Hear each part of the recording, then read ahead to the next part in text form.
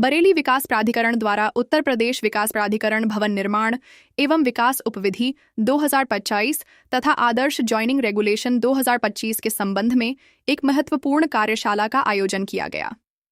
इस कार्यशाला का उद्देश्य नए नियमों को उद्यमियों, व्यापारियों, होटल एसोसिएशन और इंडस्ट्रियलिस्ट्स को समझाना तथा उनके सुझावों को शामिल करना था। कार्यशाला में शहर के प्रमुख उद्यमी, व्यापारी, होटल एसोसिएशन के प्रतिनिधि तथा औद्योगिक संगठनों के पदाधिकारी बड़ी संख्या में उपस्थित हुए। कार्यक्रम का आयोजन IMA हॉल में किया गया, जिसमें मुख्य अतिथि के रूप में मंडलायुक्त सौम्या अग्रवाल उपस्थित रहीं। जो नए मॉडल बायलॉज आए हैं गवर्नमेंट के, उसके लिए सबको अवेयर करने के लिए यहाँ पे कार्यशाला आयोजित करी गई है, जिससे कि इसके जो फाइनल पॉइंट्स हैं उसके बारे में सबको अवगत कराया जा सके और ये पब्लिक पार्टिसिपेशन एनकरेज करने की दृष्टि से इस कार्यशाला को आयोजित किया गया है BDA के द्वारा। लगभग 400 लोगों के द्वारा इसमें प्रतिभाग किया जा रहा है और ये कार्यशाला सक्सेसफुल तरीके से चल रही है।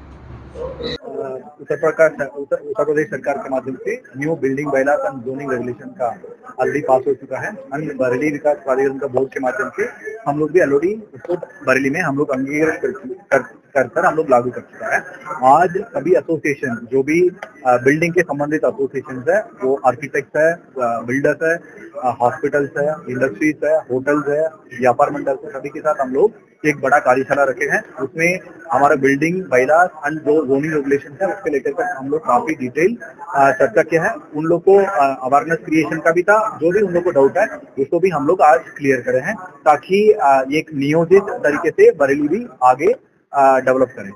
आपने बताया कि जिस तरह से जो नई बिल्डिंग बायलॉज है वो बहुत नोटिस देंगे, पुरानी जो कंपाउंडिंग बिल्डिंग है वो भी हो सकती है, लेकिन उसके ऊपर 3 जून मनाया गया। एक्चुअली हम लोग सबसे पहले तो बायलॉज को तेजी से इम्प्लीमेंट कर रहा है। NOC के लेकर के जो इशू है उसके लिए भी हम लोग अलग से पोर्टल कर रहा है। एंड एयर फोर्स, ये हम लोग फ्लाइट सेफ्टी के रिलेटेड है, हम लोग फ्लाइट सेफ्टी नाम को फॉलो करना ही पड़ना है। उसके साथ में भी हम लोग लगातार एयरफोर्स के साथ कोऑर्डिनेशन में है।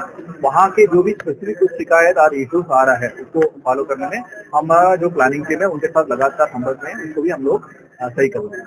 अवैध बिल्डिंगों को लेकर के आए दिन उनका निर्माण हो रहा है और अवैध कॉलोनियों का उस पे क्या रोकथाम हुई है? तो BDA हमेशा मानी जाता है JCB के लेकर के हम लोग हमेशा बिल्डर से चलाते रहते हैं। और अवैध निर्माण के खिलाफ जो भी कानूनी कार्रवाई करना है वो लगातार करते रहते हैं। अभी हमारे पास हमारा जो एनफोर्समेंट टीम है उसको भी बढ़ा दिया है। अब तक केवल एक ही अधिकारी SDM लेवल का ऑफिसर एनफोर्समेंट का दिख रहा था, हम लोग अभी 3 अधिकारी को इसको नामित कर चुका है।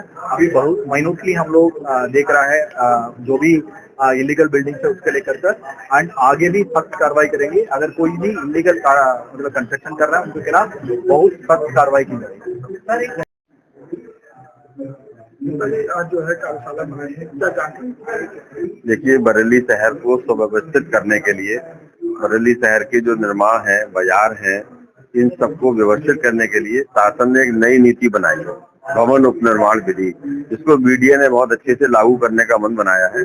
और BDA ने और विकास प्राधिकरण के बाकी अधिकारियों ने हम 3 संस्थाओं से सहयोग मांगा था, chamber of commerce industry society से और जो IMA है उससे और व्यापार मंडल से। हम तीनों लोगों ने मिलकर के ये सहयोग किया और आज IMA हाल में बरेली के जो बहुत महत्वपूर्ण लोग हैं, चाहे आर्किटेक्ट हों, चाहे होटल्स के हों, बैंक्वेट हॉल्स के हों, व्यापारी हों, उद्यमी हों, स्कूल के लोगों, सबको एकत्रित करके आज ये कार्यशाला आयोजित कराई है कि जो भी निर्माण के कार्य हों वो सुव्यवस्थित हो, शासन की नीति के अनुसार हो।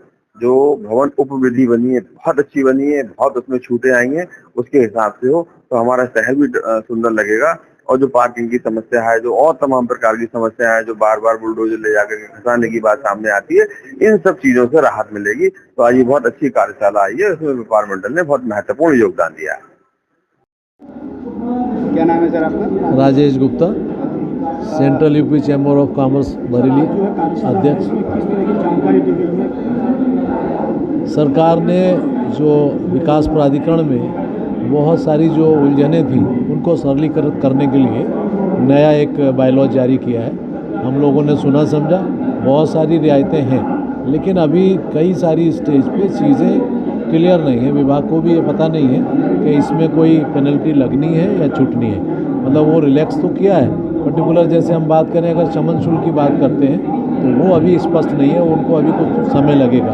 वो जानकारी हफ्ते 10 दिन में उनको देंगे दोबारा से। उद्योगों को लेकर के, ऊंचाई को लेकर के हमेशा दिक्कत आती है, तो उसमें क्या आपका? वो दिक्कत अभी यथावत है, जो कि यहाँ पे एयरफोर्स बरेली में है, जहाँ एयरफोर्स या हमारा ये व्यवस्था है वहाँ ये हाइट की लिमिटेशन रहेंगी। बरेली उसी में आता है, इसलिए उसमें छूट नहीं है। क्या नाम है आपका और आज जो कार्यशाला हुई है इसमें किस तरह की जानकारी दी गई है? राजेश जसोरिया, महामंत्री व्यापार मंडल। आज बहुत अच्छी कार्यशाला रही बरेली विकास प्राधिकरण के द्वारा, और मैं धन्यवाद करूंगा योगी आदित्यनाथ जी का, मुख्यमंत्री जी का, कि जो बरेली के लिए और बरेली क्या पूरे उत्तर प्रदेश के लिए, जनता के लिए उन्होंने सरलीकरण किया है, और उसकी भावना भी बहुत अच्छी है। उन्होंने जो सरलीकरण किया है उसके पीछे का मंशा ये है कि भू उपयोग को ज़्यादा से ज़्यादा किया जाए, यानी ऊंचाई को बढ़ाया गया है। भवन आप जितना चाहें आप ऊंचा ले जा सकते हैं। थोड़ा जो एयरपोर्ट के आसपास के इलाके हैं जहाँ पे हवाई अड्डे हैं वहाँ थोड़ी रिस्ट्रिक्शंस हैं, अन्यथा उसके अलावा पूरे प्रदेश में कहीं भी आप बिल्डिंग जितनी ऊंचाई तक आप चाहें बना सकते हैं। ये बड़ा बदलाव आया है। जो पुरानी बिल्डिंगें आपकी बनी हुई हैं उसमें जो सेटबैक थे उनमें मॉडिफिकेशन किया गया है। सेटबैक को लेके बहुत कठिनाइयाँ रहती थी, बहुत सारी ज़मीन वेस्ट होती थी हर घर में, आपको लगता था, क्योंकि 15-15 फीट के सेटबैक देने पड़ते थे चारों तरफ। तो उन सेटबैक्स को ख़त्म किया गया है। अब व्यक्ति छोटे प्लॉट को अपना अधिकतम उपयोग कर सकता है।